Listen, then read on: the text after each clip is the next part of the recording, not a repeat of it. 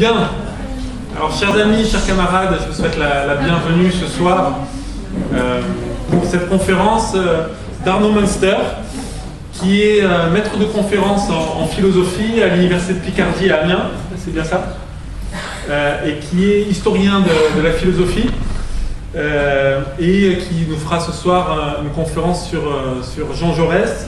Je voudrais, en préambule, d'abord excuser Patrick Allemand, notre premier secrétaire fédéral, qui aurait aimé être là, mais qui avait mieux à faire, puisqu'il est en Californie, à San Diego. Et je vous rassure, c'est pour ces délégations régionales, qui est avec un groupe d'entreprises. Je voudrais remercier ceux qui ont contribué à l'organisation de cette conférence.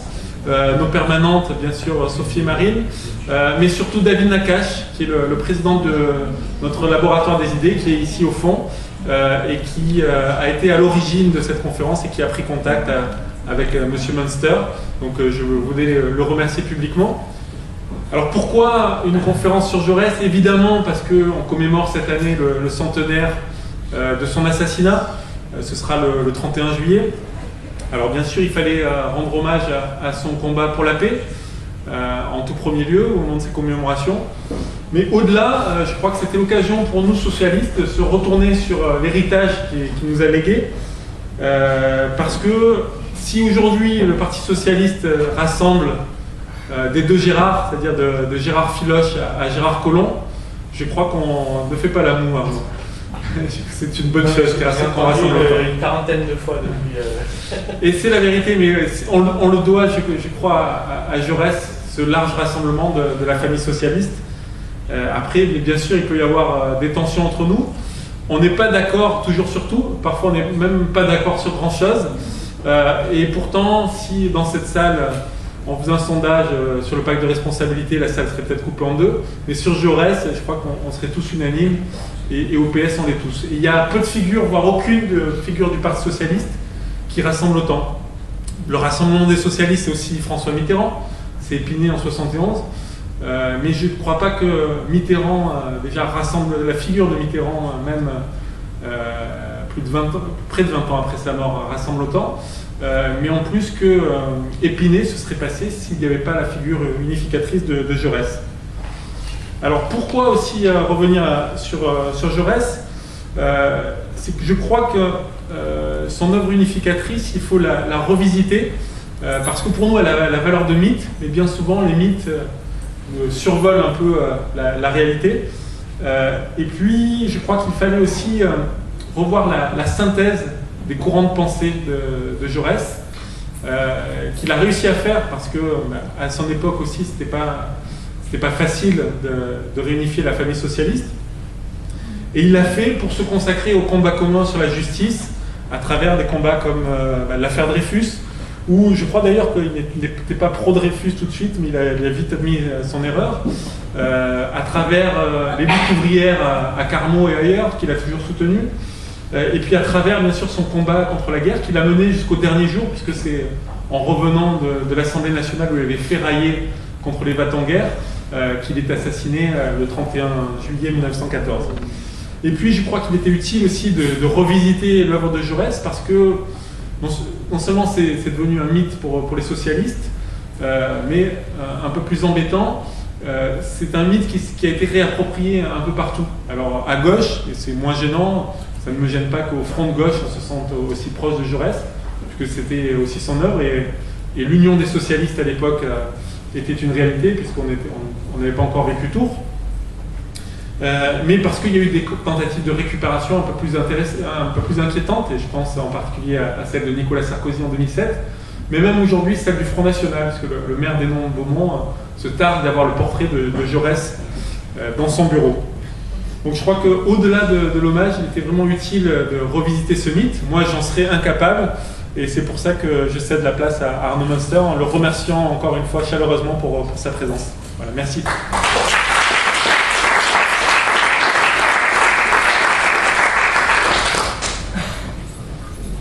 Bien, merci beaucoup pour cette bonne introduction.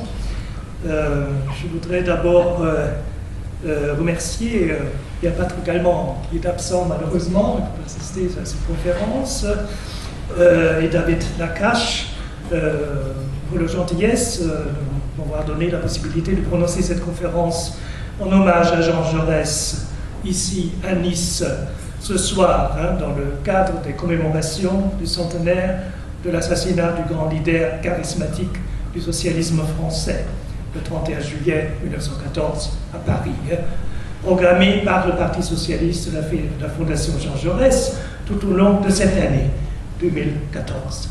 Donc c'est avec plaisir que je me consacre à cet exercice, conscient du fait que c'est un grand honneur pour moi de pouvoir rendre cet hommage non seulement à un grand penseur et théoricien du socialisme et de la démocratie, qui repose au Panthéon, du côté de Voltaire et de Victor Hugo, mais aussi un grand Européen qui avait consacré les toutes dernières années de sa vie de militant et de leader de la SFIO au but de préserver la paix, d'éviter la grande catastrophe qui s'approchait, celle de la Première Guerre mondiale.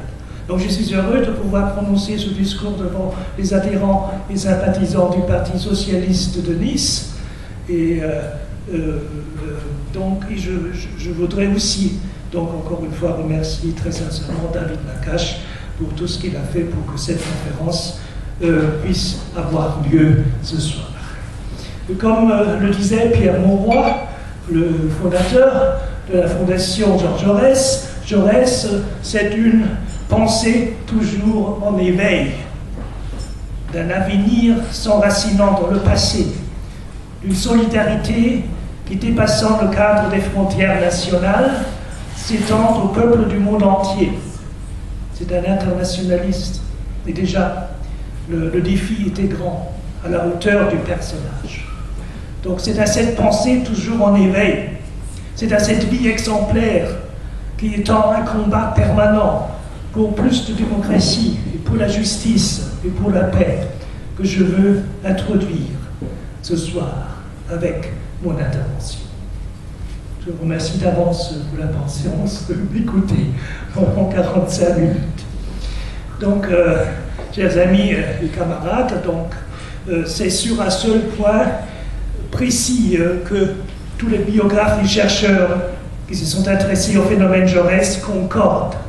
C'est que le socialisme de Jaurès est un hommage à la démocratie européenne par son engagement pour la République, sa conception de la nation dans l'internationalisme et sa volonté d'émancipation généralisée de tous les êtres sans réprouver ni discrimination. Et c'est dans ces termes que Gilles Candard et Vincent Duclerc, les auteurs de la grande biographie de Jaurès que les éditions Fayard viennent de publier cette année, résument la vie et l'itinéraire de combat d'un homme politique qui, aussi d'un philosophe, qui depuis son assassinat et le transfert de sa dépouille au Panthéon en 1924, est devenu une icône, sinon un mythe et un grand exemple de courage et de militantisme pour les générations présentes et futures.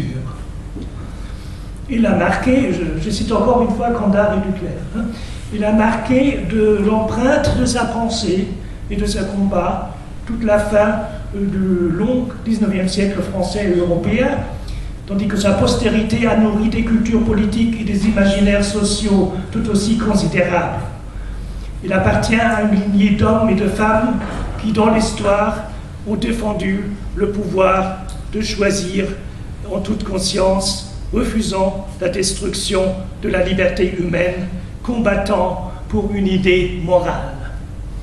En effet, une auréole de mythe entoure l'image et le portrait de cette grande figure du mouvement ouvrier français dont les discours et allocutions fascinaient les masses, non seulement les ouvriers, mais aussi de larges couches des classes moyennes, à tel point qu'il le transformait rapidement en une sorte de tribun de peuple, en un leader qui avait fait de l'avènement du socialisme, à savoir une société sans exploitation, sans aliénation, sans discrimination, la grande cause de sa vie.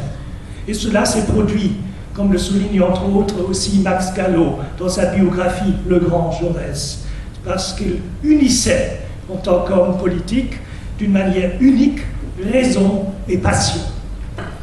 Quoi qu'il en soit, Jean Jaurès, il doit sa grande popularité, déjà de son vivant, et sa gloire, sans nul doute aussi à ses capacités rhétoriques exceptionnelles, à savoir sa faculté de fasciner les foules d'ouvriers, de paysans, d'employés, de petits bourgeois rassemblés autour de lui par des discours fleuves, incisifs, durant souvent plusieurs heures, et de sa faculté de les mobiliser ainsi pour ses idées et objectifs socialistes.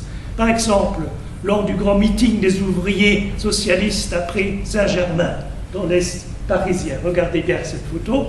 Donc, du 25 mai 1913, où il prêchait avec une passion inouïe contre le danger de guerre imminent, ou à l'occasion de ses grands discours et interventions parlementaires à l'Assemblée nationale, qui lui confirmait ce rôle d'un grand tribun du peuple.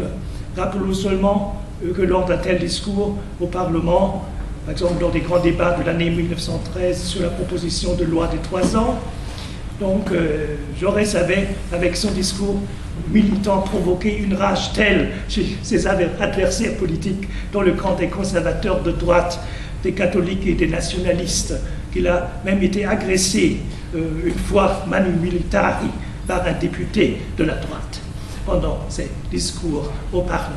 Donc, selon Madeleine Rébériou, l'éditrice des œuvres complètes de Jaurès en 16 volumes chez Fayard, que Madeleine Rébériou, donc j'ai connu personnellement lorsque je travaillais à la Bibliothèque nationale de France de Paris sur l'œuvre d'Auguste Blanqui. Jusqu'à ce jour, seulement 7 volumes ont été publiés. Jaurès s'était passionné, positionné au sein même du mouvement ouvrier français et européen vers la fin du XIXe siècle, à un moment où le mouvement ouvrier était divisé en plusieurs courants.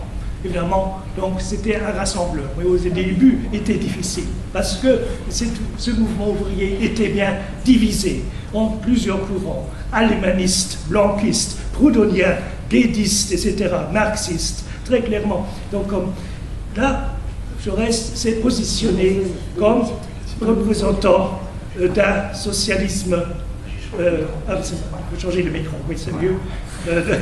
Voilà, donc face à tous ces courants, Jaurès s'est positionné dès le début, très clairement, comme représentant d'un socialisme républicain réformiste, en contraste aux partisans relativement nombreux à l'époque de Jules Guesde, qui représentait le courant marxiste, aussi face au blanquisme d'un Édouard Vaillant, des anarchistes proudhoniens et bakouniens, et donc sans qu'il puisse pour autant être caractérisé comme révisionniste, puisque Jaurès combattait avec ses idées socialistes en pleine conscience du caractère insupportable d'un monde dominé par le capitalisme, ce qui le rendait capable de procéder également à des analyses révolutionnaires, mais qui coexistaient toujours chez lui avec une pratique qui poussait vers des réformes, mais à condition que celle-ci comportait du moins un germe d'avenir.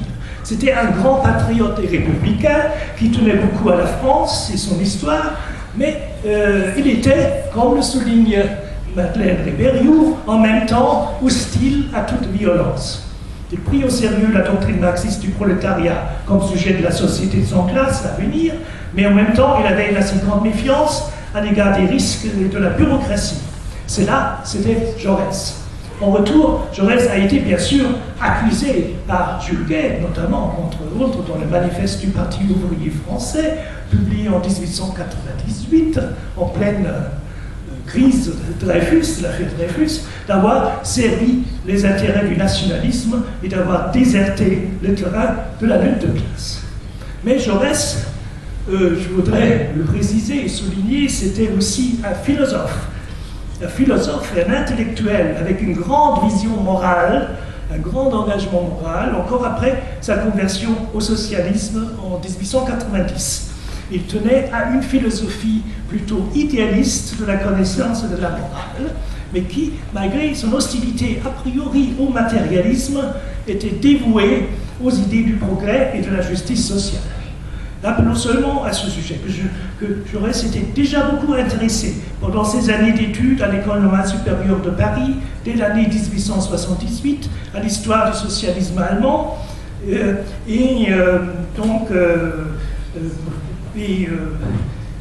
était beaucoup influencé par Kant, le kantisme, et tous ces courants qui tentaient plutôt de définir le socialisme plutôt éthiquement, c'est-à-dire comme une nouvelle éthique. En 1892, Jaurès soutint même à la Sorbonne, en langue latine, une thèse d'habilitation consacrée à l'origine du socialisme allemand, en complément à une première thèse entièrement consacrée au problème de la connaissance philosophique, qui s'appelait de la réalité du monde sensible. Donc, le vrai tournant, évidemment, notamment dans cette thèse, alors on trouve le grand intérêt de Jaurès pour Luther, pour Fichte, avec sa première utopie de l'État commercial fermé de 1800, pour Marx, pour Hegel, pour Engels, pour Lassalle, etc. Donc un très grand intérêt pour la philosophie, pour la pensée allemande, pour le socialisme allemand. Donc, mais évidemment, ce qui a beaucoup compté pour ce tournant que le républicain Jaurès va prendre vers 1890, c'est le vrai tournant de Jaurès vers le socialisme, impliquant aussi une meilleure approche du matérialisme de Marx et des courants matérialistes du socialisme. Ce courant donc, ne se produit qu'en 1890, je précise, après son élection comme député du Tarn sur une liste républicaine d'opposition. Jaurès est d'abord un républicain d'opposition très patriotique, très inspiré des idéaux du citoyen de la Révolution française, porteur et défenseur des idéaux des Lumières, des droits de l'homme et des principes de la justice, opposé aux ténèbres Jaurès qui se convertit aux idées socialistes en 1890, au moment précis où le mouvement ouvrier, ayant été très affaibli par la défaite de la Commune de Paris en 1871 et les massacres commis par les Versaillais, ce mouvement ouvrier commence à reprendre du souffle. Bref, c'est quelqu'un qui, bien qu'il eût commencé sa carrière politique dans le sud-ouest de la France comme un républicain d'opposition, s'est beaucoup radicalisé au cours des années suivantes dans le contexte des luttes de classe devenant de plus en plus aiguës, notamment lors des grandes grèves organisées aux verreries de Carmont et à Toulouse, pour épouser finalement la cause du socialisme républicain, au service duquel il travaillera et militera par la suite jusqu'à la fin de sa vie. Donc, pour la biographie, je rappelle tout simplement que Georges Jaurès est né le 3 septembre 1859 à Castres, près de Toulouse, comme fils aîné de Jean-Henri Jules Jaurès et de Marie-Adélaïde Barbaza. Sa mère, fille d'un fabricant de textiles, de draps, était belle et dominait la maison. Le père, Jules Jaurès, qui avait fait construire la ferme de Fédial, une des exploitations typiques du pays, avant de s'installer à Castres, où est né Jean Jaurès, était originaire d'une famille de paysans qui peu à peu sont devenus négociants par le biais du travail de la laine. Jean Jaurès est, comme le soulignent presque tous les biographes, le fils prodige d'une famille atypique de la bourgeoisie tarnaise, qui était le premier de sa classe dans tous les domaines et dont l'intelligence exceptionnelle se fit remarquer assez tôt, déjà lors de ses années de lycée passées à Castres. Mais c'est aussi un méridional, fortement marqué par les racines paysannes et occitanes de sa famille paternelle. Et si Jaurès prononce, comme le soulignent les biographes, en 1905, par exemple, à la tribune de l'Assemblée nationale, un éloge sur la France méridionale, en évoquant 7 ans où, au XVIIIe et XIIIe siècle, notre intrépide et ardente France méridionale se levait contre le despotisme de l'Église, c'est à cause de cet enracinement du tribun socialiste dans ces terres occitanes méridionales, dont il sera le député pendant assez longtemps. Donc, de 1869 à 1876, Jaurès est élève au lycée de Castres, où il brille dans toutes les matières, surtout en latin et en français, et le discours de bienvenue au préfet du Tarn, qu'il prononce en 1876 est la première attestation non seulement de ses capacités rhétoriques exceptionnelles, mais aussi de son attachement aux valeurs morales et de l'éducation et au patriotisme. La même année, d'ailleurs, Jean Jaurès va quitter Castres pour continuer ses études au Collège Sainte-Barbe de Paris, collège institutionnellement lié au lycée Louis-le-Grand, et après y avoir passé le baccalauréat, il intègre en 1878 l'école normale supérieure de la rue d'Ulm, la grande école de formation des élites françaises. Après avoir passé brillamment l'agrégation de philosophie, il est nommé en 1881 professeur agrégé au lycée d'Albi, donc à 700 km de Paris, en terre occitane. Il a 22 ans.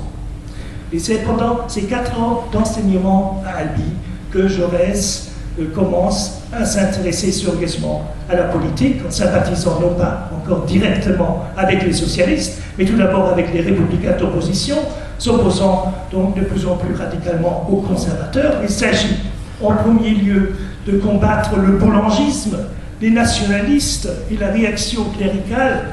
La République, affirme-t-il, est un régime de contrôle, de discussion et de liberté.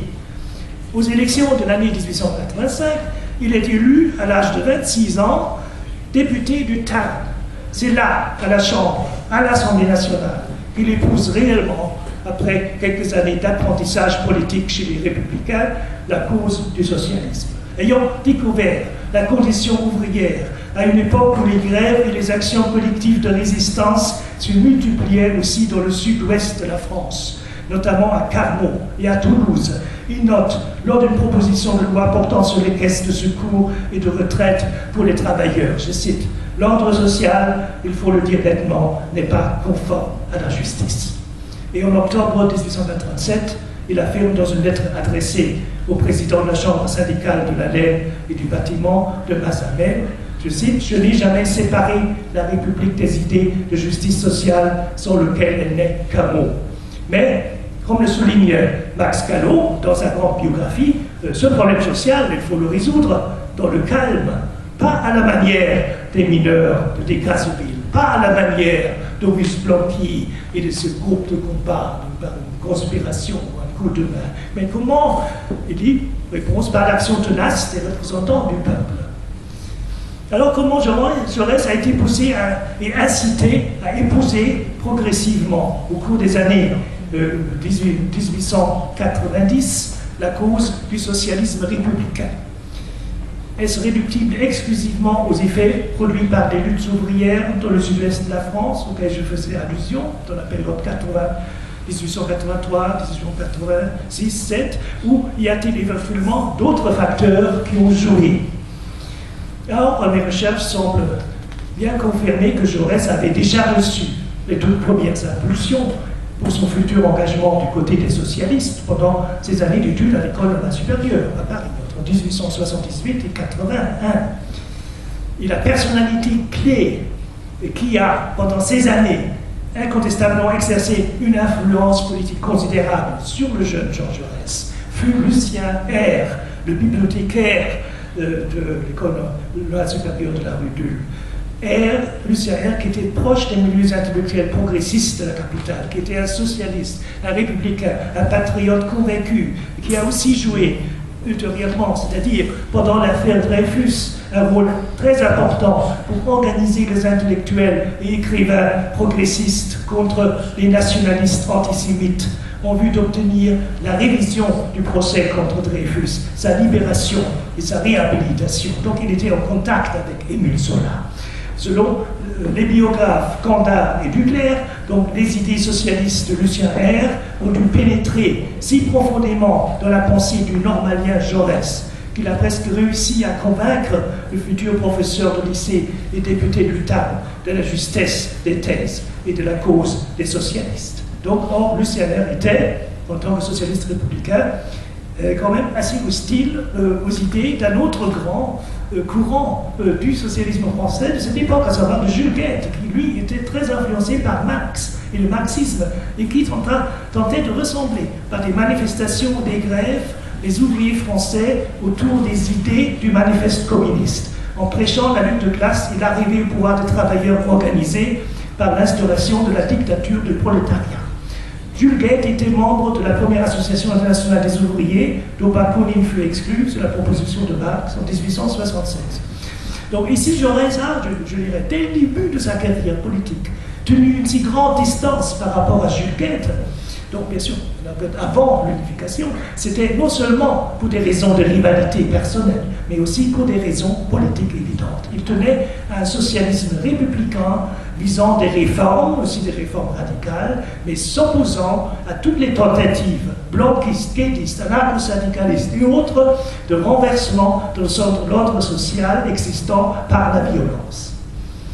Jaurès ne niait pas pour autant la justesse de certains enseignements de Marx, ni la théorie de la lutte de classe, ni la critique du capital, ni l'idée de la nécessité d'une révolution sociale pour mettre fin à toutes les formes d'exploitation, d'aliénation, de servitude. Or, pour lui, comme Jaurès le souligne dans sa préface au livre de Benoît Malot, La morale sociale, de 1894, le socialisme est avant tout une morale. Il est déjà par lui-même et en lui-même une morale, je cite, parce que ses militants ont su passer de l'égoïsme à la solidarité, faire preuve d'appétit, de passion, de sacrifice. Le socialisme des luttes est un créateur idéal. Jaurès est convaincu que le socialisme doit être évolutif et en harmonie avec la conception idéaliste et la conception matérialiste du monde et de l'histoire. Pratiquement, il développe de plus en plus dans les multitudes humaines, jusqu'ici livrées à l'incohérence et à l'égoïsme des efforts individuels, l'idée de solidarité. Et comme il affirme, entre autres, dans son discours intitulé « Le socialisme français » de l'année 1898, l'action parlementaire et la politique républicaine, fussent-elles bourgeoises, sont en France partie prenante de la marche au socialisme. Pour Jaurès, et ce ne sont pas précis, ces points de vue divergent en effet beaucoup de Marx et de Jules Guesde, le socialisme a déjà commencé avec la Révolution française. Sous la Révolution française, car précisé la Révolution dans tout son développement libre, de 1789 à 1795, a été imprégnée de socialisme, et que du jour où elle proclama la République, elle formula en même temps les vérités socialistes. Cela restera donc le credo du socialisme républicain de Jaurès jusqu'à la fin de sa vie. Cela explique aussi pourquoi Jaurès a commencé à écrire, à partir de l'année 1900, l'histoire socialiste de la Révolution française.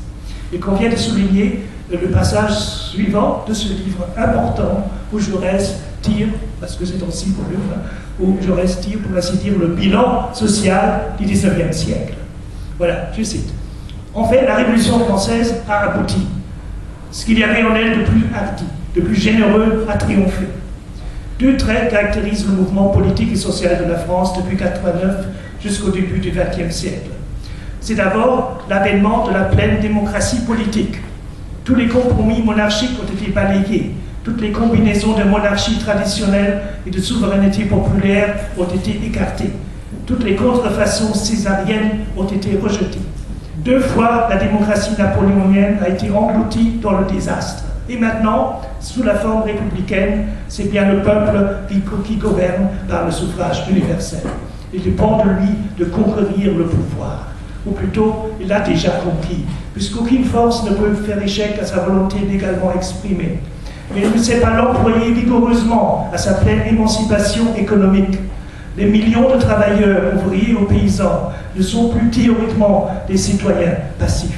Ils le sont restés trop souvent encore par la résignation aux vieilles servitudes, par l'indifférence à l'idée nouvelle qui les affranchira.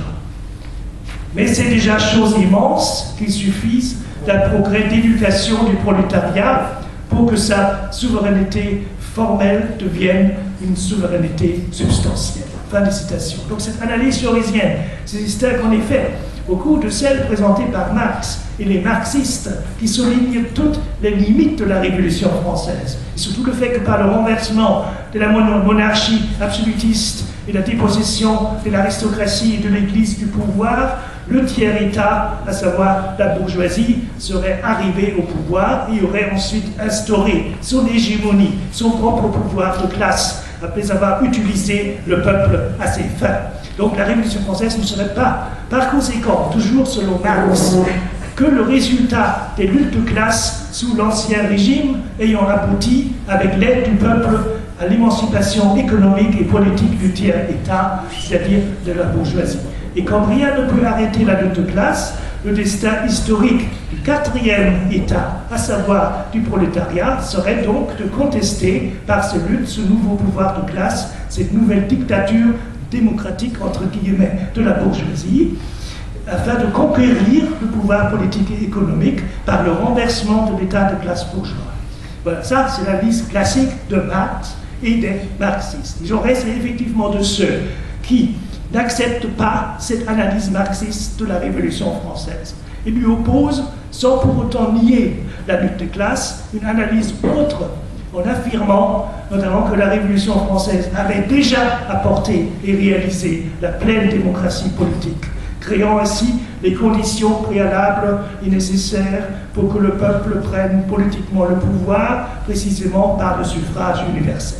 Mais il devrait encore conquérir le pouvoir économique. Il ne suffit pas de conquérir le pouvoir politique, il faut aussi qu'il conquiert le pouvoir politique, le pouvoir économique, ce qui n'est pas le cas. Donc, en dépassant la résignation et la passivité, le peuple, pense Jaurès, réveillé et mûri ainsi politiquement, devrait ainsi transformer la souveraineté formelle qui lui avait déjà été accordée par la Révolution française en souveraineté réelle, substantielle. Voilà. Et dans ce processus de maturation, l'éducation républicaine et démocratique du peuple jouera, c'est la ferme conviction de Georges Jaurès, un rôle important.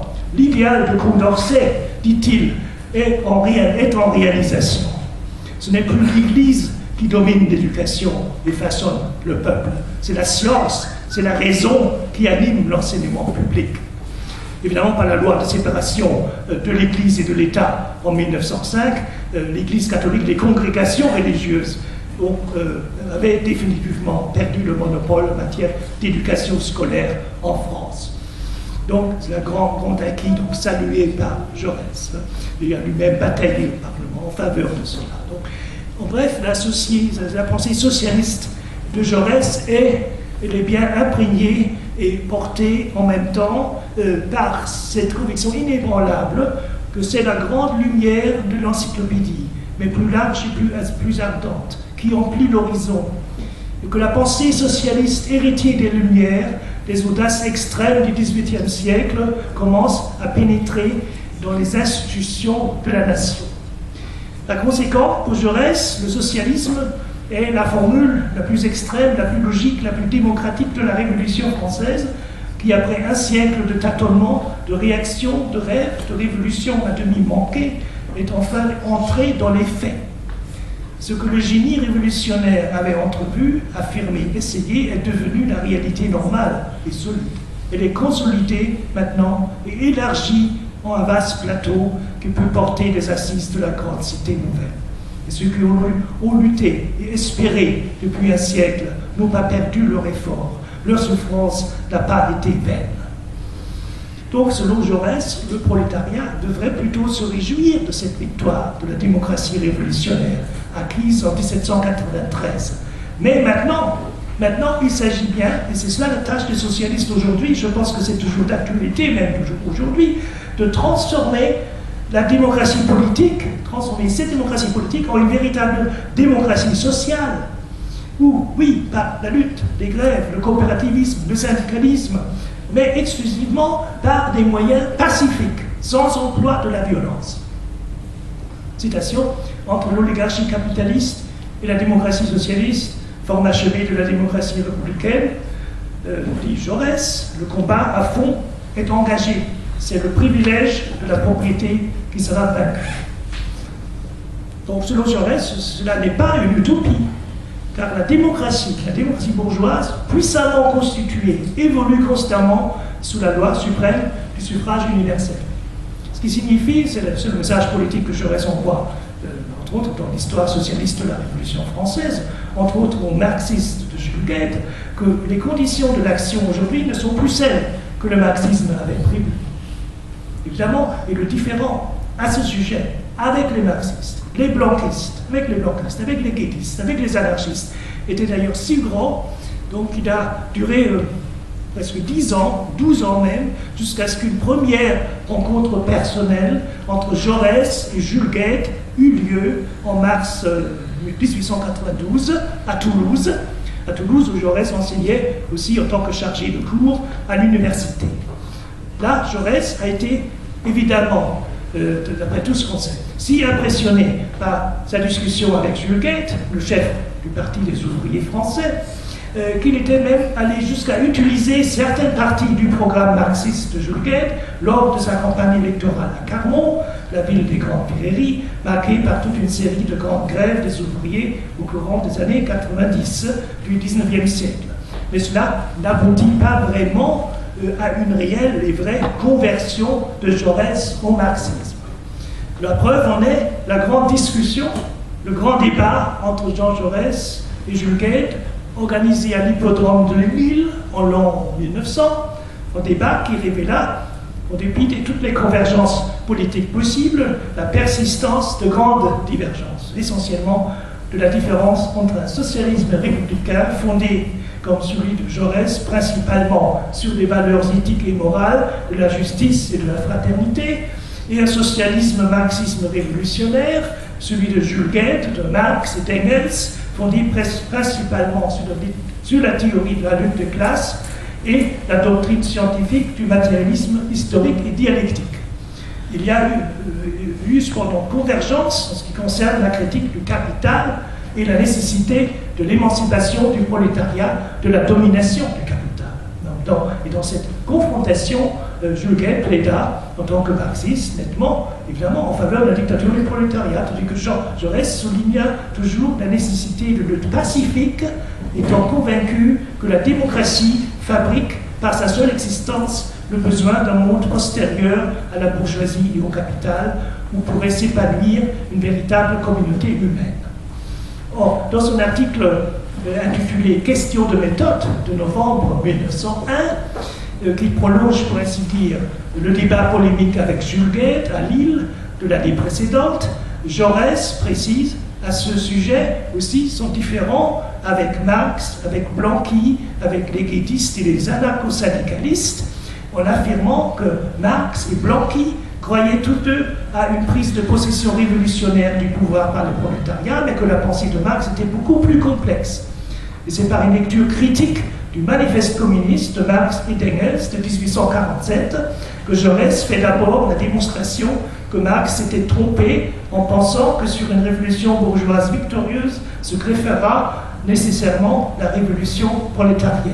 Donc, parce que cette prévision a été cruellement démentie par les événements politiques en Allemagne en 1848 et 1849.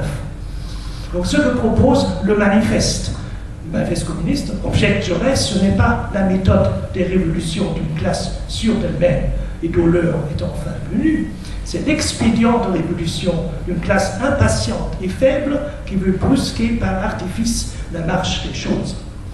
Donc ce qui frappe surtout dans le manifeste, souligne Jaurès, ce n'est pas le chaos du programme, qui voulait d'ailleurs limiter les nationalisations au seul chemin de fer, mais le chaos des méthodes. C'est par un coup de force que le prolétariat s'est installé d'abord au pouvoir. C'est par un coup de force qu'il a arraché aux révolutionnaires bourgeois. Il conquiert la démocratie, c'est-à-dire qu'en fait, il la suspend, puisqu'il substitue à la volonté de la majorité des citoyens librement consultés la volonté dictatoriale d'une classe. Jaurès procède donc dans sa critique radicale et systématique de la théorie de la dictature du prolétariat de classe du marxisme, à savoir que la théorie de la dictature du prolétariat a un rapprochement significatif de Marx et d'Auguste Blanqui, accusés tous deux de vouloir substituer la volonté de la majorité des citoyens s'exprimant par le suffrage universel par la volonté dictatoriale d'une classe. Mais en même temps, Jaurès souligne qu'il est impossible de supposer que Marx et Engels aient songé à suspendre l'OTAN au profit de la dictature prolétarienne de la démocratie. Bon, nous savons très bien donc comment ça s'est passé. Donc une classe née de la démocratie qui, au lieu de se ranger à la loi de la démocratie, prolongerait sa dictature au-delà des premiers jours de la Révolution, ne serait bientôt plus qu'une bande campée sur le territoire et abusant des ressources du pays. C'est cependant ce qui s'est produit en Russie en octobre-novembre 1917, après la Révolution d'octobre et la prise de pouvoir par le parti bolchevique.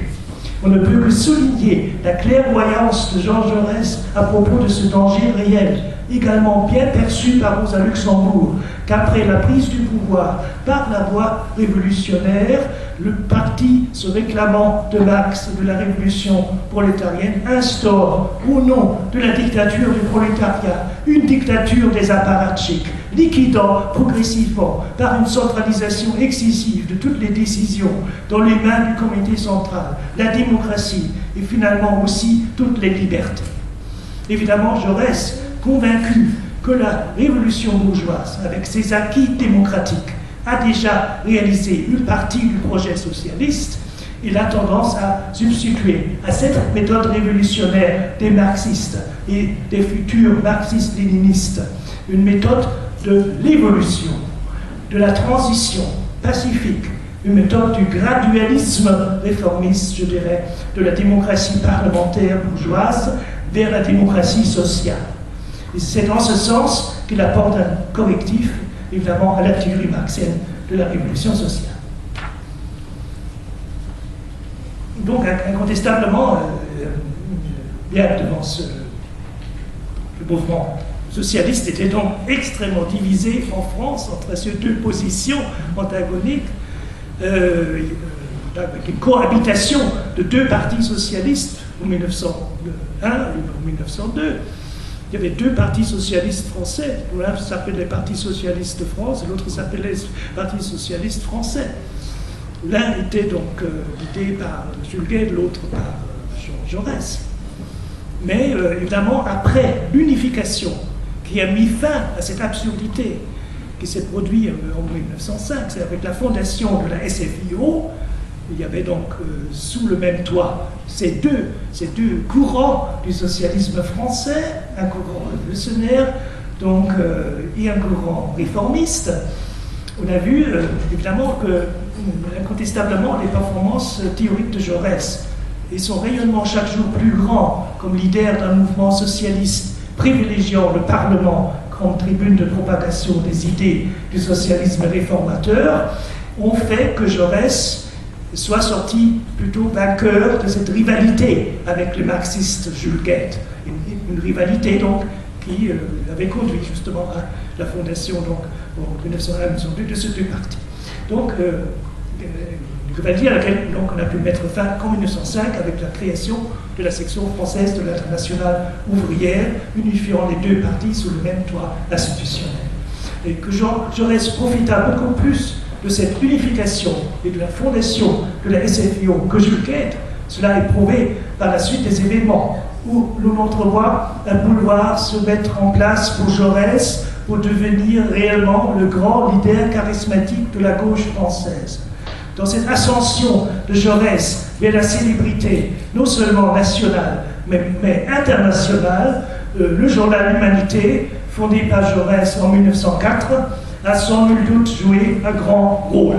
Car entre 1905 et 1914, Jaurès a incontestablement fait de l'Humanité, où il publiait pratiquement tous les jours des éditoriaux reproduits sur la première page du journal, le bastion et le quartier général de ces grandes campagnes politiques qui, depuis 1907, l'année du congrès de Stuttgart de l'Internationale socialiste, étaient de plus en plus placés sous le signe du combat du mouvement ouvrier pour la paix.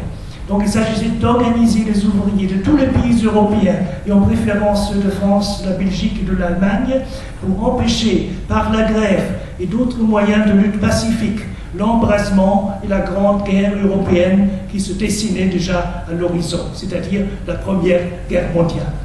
Évidemment, le point culminant de cette campagne internationale des socialistes contre la guerre fut sans nul doute le grand discours anti-guerre prononcé par Jean Jaurès à Bâle en novembre 1912, lors du congrès de l'Internationale socialiste, dans cette grande ville suisse, où il y a un discours en flamand que Jaurès a prononcé dans la cathédrale même de Bâle, en prêchant ce qui est entré dans les annales du mouvement ouvrier comme l'appel au vivant.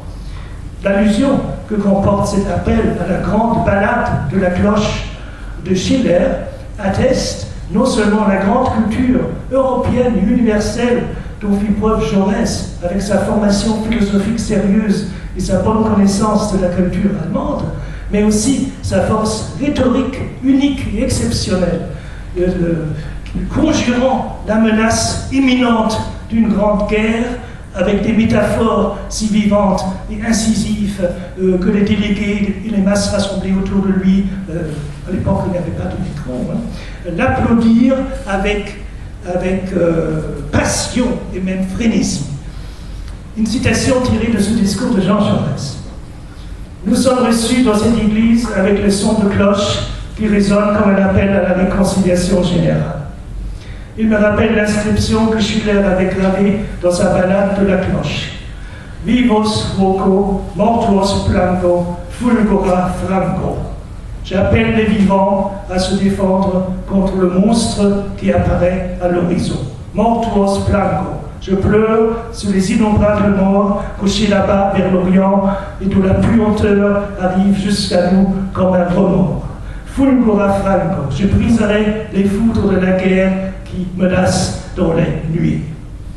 Voilà, donc d'ailleurs, c'est dans des termes semblables, Jaurès avait aussi dénoncé, c'est intéressant, dans son discours à la Chambre des députés du 17 juillet 1912, l'intervention militaire de la France au Maroc et le traité de protectorat.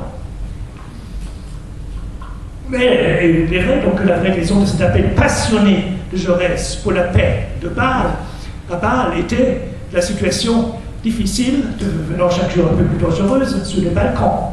Il s'agissait de conflits s'aggravant entre Autrichiens et Tchèques nationalistes, des conflits entre Serbes, Bosniaques, Bulgares, etc., avec à l'horizon le danger de plus en plus grand d'une intervention de la Russie en faveur de la Serbie et d'une guerre de la Russie à l'empire des Habsbourg, pouvant entraîner l'Allemagne, qui avait elle aussi un contentieux territorial avec la France, proche de la Russie, à propos de l'Alsace-Lorraine.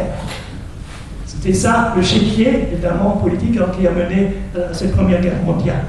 Donc là, Jaurès a évidemment tout fait pour tout tenter, malheureusement en vain, pour qu'il y ait un règlement pacifique de ce conflit. Donc je passe sur quelques détails pour des raisons de temps. Donc, je voudrais seulement signaler évidemment que ce combat politique final de Jaurès pour le maintien de la paix avait déjà commencé, intensifié encore au courant de l'année 1913, lorsque le leader du Parti socialiste, SFIO, s'était violemment opposé au Parlement à la loi de 3 ans, c'est-à-dire la prolongation du service militaire à 3 ans. Et dans les jours et semaines qui suivirent, un grand nombre de rassemblements d'ouvriers pour la paix et contre la guerre furent en effet organisés en France et en Belgique, mais la presse, à l'expression de l'unanimité, n'en tient pas vraiment compte. Donc il arriva l'ultimatum de l'Autriche-Hongrie du 23 juillet 1914. La réaction de Jaurès ne se fit pas attendre. Elle fut violente et très claire.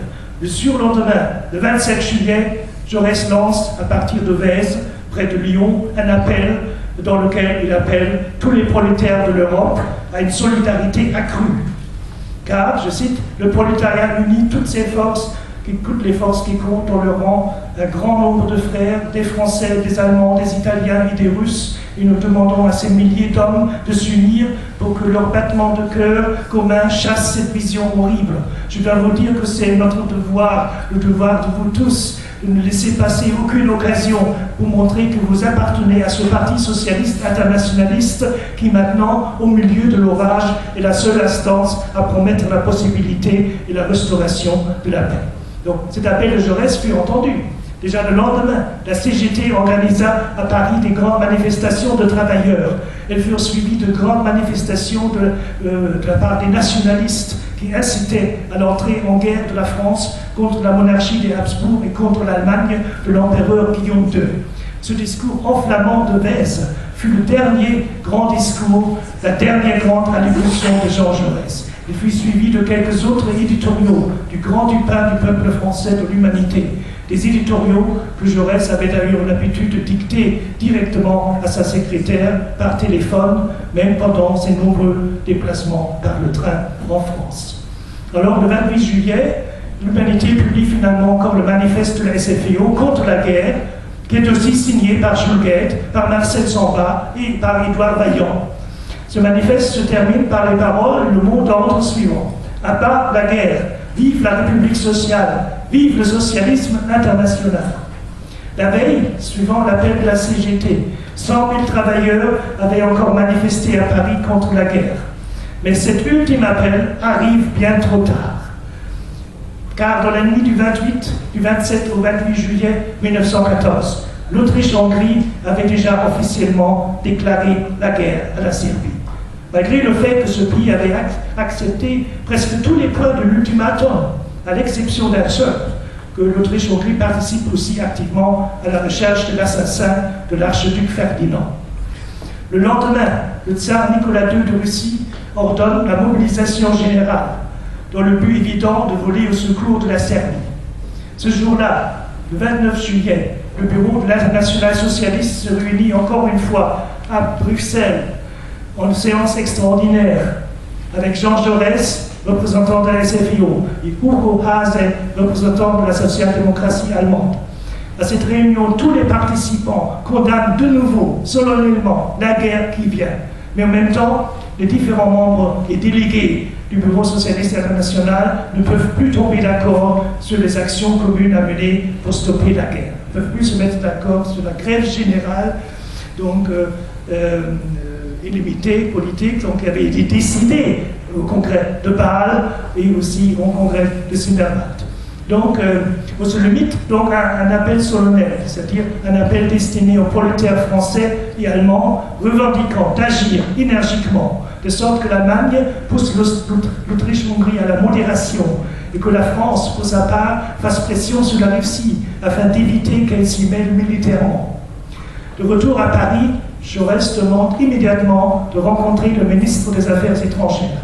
En effet, il sera reçu au Quai d'Orsay, à la tête d'une délégation de parlementaires socialistes, l'après-midi du 31 juillet 1914. Il y rencontre le sous-secrétaire d'État, Ferry. Mais l'entretien échoue. Et très déçu, Jaurès retourne à la rédaction de l'Humanité afin de préparer son éditorial du 1er août 1914. Vers 9h du soir, il interrompt son travail pour dîner dans le cercle de ses plus proches collaborateurs au café Le Croissant dans le 2e arrondissement de Paris. À 21h40, Raoul Villain, un nationaliste fanatique, proche de l'Action française, entre dans ce restaurant, reconnaît Jaurès assis à table, sort son arme et lui tire 2 balles de pistolet dans la tête. Jaurès est touché et s'effondre sur la table en marbre. Il décède quelques minutes plus tard. Pourquoi ont-ils tué Jaurès? Pourquoi ont-ils tué Jaurès se questionne Jacques Brel, 60 ans plus tard, dans une chanson célèbre datant de novembre 1977. Raoul Villain, l'assassin qui avait été arrêté après son acte ignoble et qui s'est vanté publiquement pendant son procès de son action patriotique, a été acquitté par le tribunal.